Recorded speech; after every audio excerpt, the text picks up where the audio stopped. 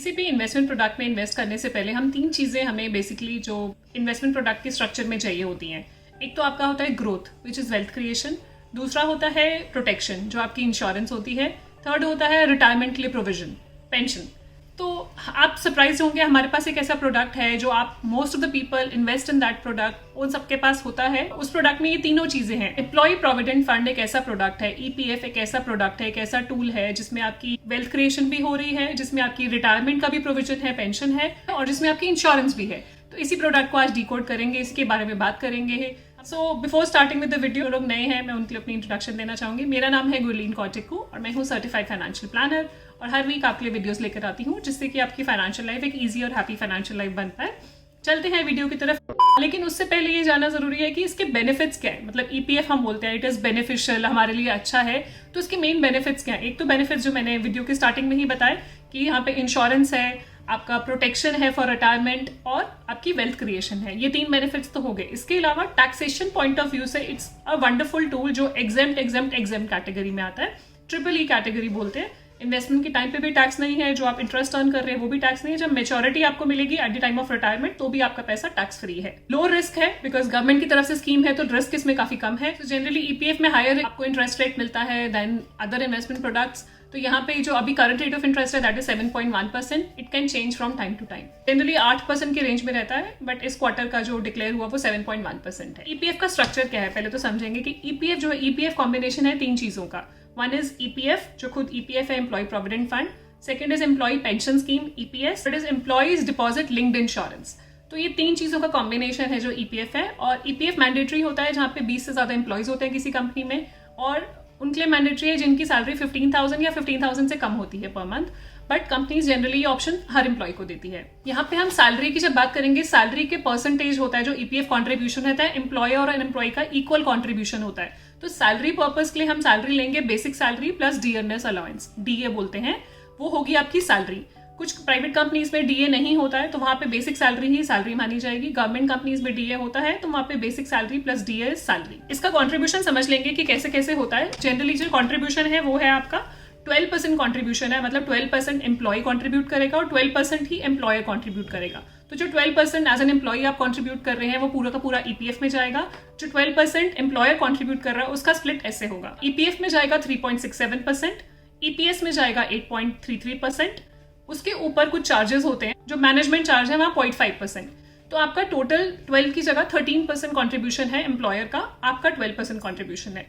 और कुछ कंपनीज में मान लीजिए कहीं पे ये 12% की जो लिमिट है वो नहीं होती है, 10% होती है। वो कहाँ होती है, मान लीजिए आपकी कंपनीज में 20 एम्प्लॉयज थे और 20 से कम हो गए तो ईपीएफ कंटिन्यू करेंगे, बट वो 10% पे भी कंटिन्यू कर सकते हैं। बट कुछ और भी कुछ एग्जाम्पल्स है, जैसे 6 यूनिट्स हैं तो वहां पे भी आपका 10% का कंट्रीब्यूशन ईपीएफ में माना जाएगा। तो वहां पे 10% कंट्रीब्यूशन एम्प्लॉय का है और 10% ही एम्प्लॉयर का है। एम्प्लॉय का पूरा कंट्रीब्यूशन ईपीएफ में जाता है, एम्प्लॉयर के कंट्रीब्यूशन में सेम वही रहेगा, स्प्लिट चेंज हो जाएगा। जो आपका ईपीएस है that will remain same 8.33%, EPF में हो जाएगा 1.67%, ईडीएलआई में 0.5% और 0.5% for EPF management charge. So ये बेसिकली स्प्लिट रहेगा।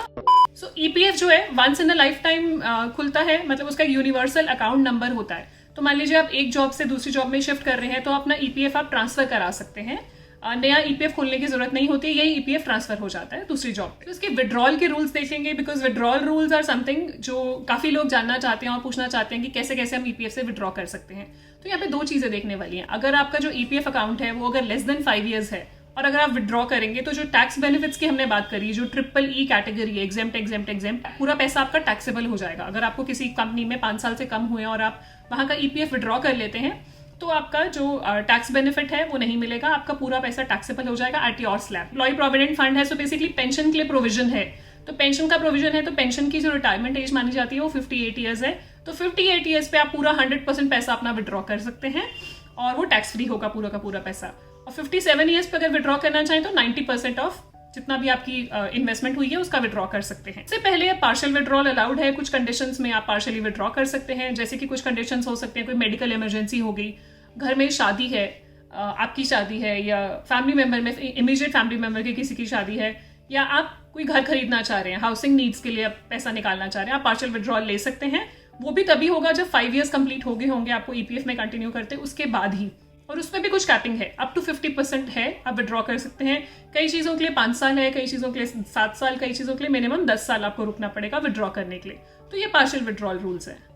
कुछ और कंडीशंस हैं जहां आपको 100% विड्रॉल मिल जाता है ऑफ योर ईपीएफ अकाउंट। एक तो है कि अगर death of the employee, in that case 100% withdrawal allowed है बाय फैमिली मेंबर्स। सेकेंड होता है कि अगर आप अनएम्प्लॉयड हैं 2 महीने से ज़्यादा के लिए, तो आप अपना ईपीएफ 100% विड्रॉ कर सकते हैं। यहाँ पे ध्यान रखिएगा, अगर आप 5 ईयर्स से कम आपका ईपीएफ अकाउंट है, 5 ईयर्स नहीं हुए ईपीएफ अकाउंट को, तो वो टैक्सेबल हो जाएगा। अगर तो बहुत ज़्यादा ज़रूरत ना हो तो ना विड्रॉ करें। मेडिकल इमरजेंसी में एक ऐसी चीज़ है जिसमें मिनिमम 5 ईयर्स वाले क्लॉज नहीं है, उसमें आप विड्रॉ कर सकते हैं। और विड्रॉल के जो रूल्स होंगे, लोअर ऑफ 100% कॉन्ट्रीब्यूशन और लास्ट 6 मंथ सैलरी, तो दोनों में से जो कम है वो आप विड्रॉ कर सकते हैं। मैरिज के केस में, अगर मैरिज एक्सपेंसेस के केस में आप विड्रॉ कर रहे हैं, तो यहाँ पे है कि मिनिमम 7 ईयर्स आपको आपका ईपीएफ अकाउंट होना चाहिए, उसके बाद आप विड्रॉ कर सकते हैं। मैक्सिमम आप 50% तक विड्रॉ कर सकते हैं, टोटल जितना भी कॉन्ट्रीब्यूशन है उसका 50%। तो ये अलग अलग रूल्स हैं पार्शियल विड्रॉल के लिए, इसको जरूर देख लें विड्रॉ करने से पहले। सो अब ईपीएफ को समझते हैं with the help of an example and scenarios, जिससे कि बेटर अंडरस्टैंडिंग हो पाए कि कितना कॉन्ट्रीब्यूशन एम्प्लॉय का होता है, कितना एम्प्लॉय का होता है। सो ईपीएफ समझने के लिए पहला एग्जांपल यही है कि अगर 15,000 की किसी की सैलरी है, लेट्स एज्यूम 15,000 की सैलरी है, तो उस केस में ईपीएफ कैसे होगा? तो वो सिंपल कैलकुलेशन है। जो एम्प्लॉय कॉन्ट्रीब्यूशन है वो 12% ऑफ 15,000, और जो एम्प्लॉयर कॉन्ट्रीब्यूशन है वो भी 12% सेम कॉन्ट्रीब्यूट करेंगे, बट इन द स्प्लिट जो हमने बात की थी 3.67 ईपीएफ में जाएगा, 8.33% of 15,000 of salary will go towards EPS, 5% आपका जाएगा ईडीएलआई में, जो एम्प्लॉय डिपॉजिट लिंक्ड इंश्योरेंस है, और ईपीएफ जो एडमिनिस्ट्रेशन चार्जेस, मैनेजमेंट चार्जेस, वहां 0.5% जाएगा। तो ये सिंपल केस हो गया जहां 15,000 की सैलरी है।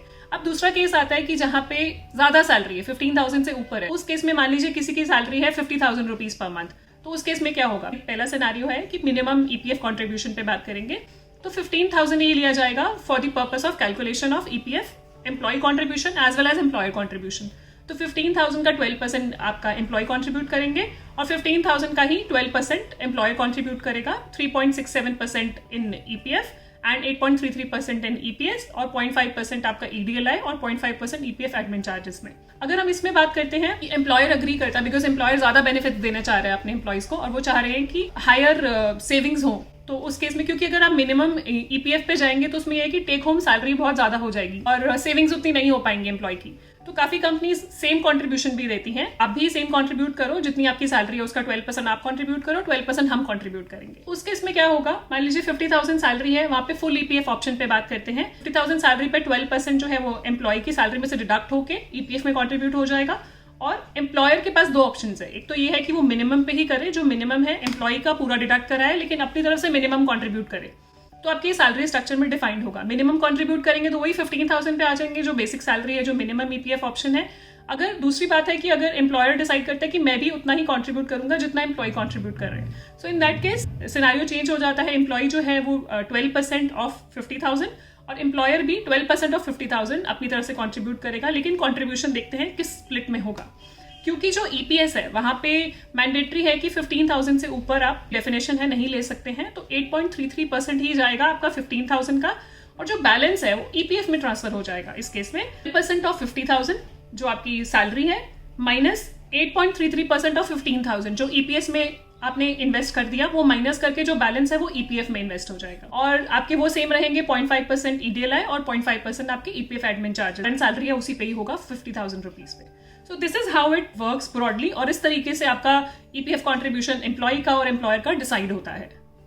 सो 2021 के बजट में कुछ चीजें अनाउंस की गई ईपीएफ के रिगार्डिंग, जो आपके लिए जानना जरूरी है एज एन एम्प्लॉय। जो एम्प्लॉय का कंट्रीब्यूशन डिडक्ट कर रहा है एम्प्लॉयर, वो ईपीएफओ में डिपॉजिट होने में लेट होता है, तो उसमें एक्सपेंसेस लिवाए होते थे एम्प्लॉय के अकाउंट पे, तो कुछ चार्जेस लगते थे। तो वो प्रपोज किया गया कि एम्प्लॉयर की डिले की वजह से एम्प्लॉय को वो चार्जेस ना लगे, तो वो टाइमली डिपॉजिट कराएं और वो चार्जेस आपको पास ऑन ना हो, तो वो प्रपोज किया गया। सेकेंड, एक और चीज अनाउंस की गई जिसमें ये कहा गया कि अगर आपका ईयरली कंट्रीब्यूशन 2.50 लाख से ऊपर है, which is monthly 20833 employee contribution, only your contribution, if it is more than 20833 per month, then it will be taxable. तो उसके ऊपर जो इंटरेस्ट आएगा वो टैक्सेबल हो जाएगा। ये उनके लिए है जो हायर सैलरी ब्रैकेट में है, जो हायर जिनकी सैलरी है, तो उनके लिए ये एप्लीकेबल है जिनका एम्प्लॉय कंट्रीब्यूशन 20833 पर मंथ या 2.5 लाख रुपए साल से ज्यादा है। उसके ऊपर जो भी इंटरेस्ट अर्न होगा वो टैक्सेबल हो जाएगा। So this was all about EPF from my side. कुछ भी आपके क्वेश्चन हो, कुछ ऐड करना चाहें इसमें, कुछ पॉइंट्स मैंने मिस कर दी हूँ, आप ऐड करना चाहें तो प्लीज़ बताइएगा. और कुछ भी क्वेश्चन हैं मैं कोशिश करूँगी आपके लिए आंसर देने का. और आई होप आपको यूज़फुल लगी होगी. अगर यूज़फुल लगी है तो please like and share. And कुछ भी क्वेश्चंस हैं आप हमें कांटेक्ट कर सकते हैं. हमारा फ़ोन नंबर, ईमेल आईडी नीचे है. आप कमेंट्स में भी बता सकते हैं जो कहना चाहते हैं.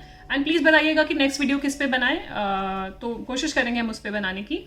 And thank you so much for watching the video till the end. And अभी तक आपने सब्सक्राइब नहीं करा है तो डू सब्सक्राइब. एंड मिलते हैं आपको जल्दी. Stay safe, take care, bye bye.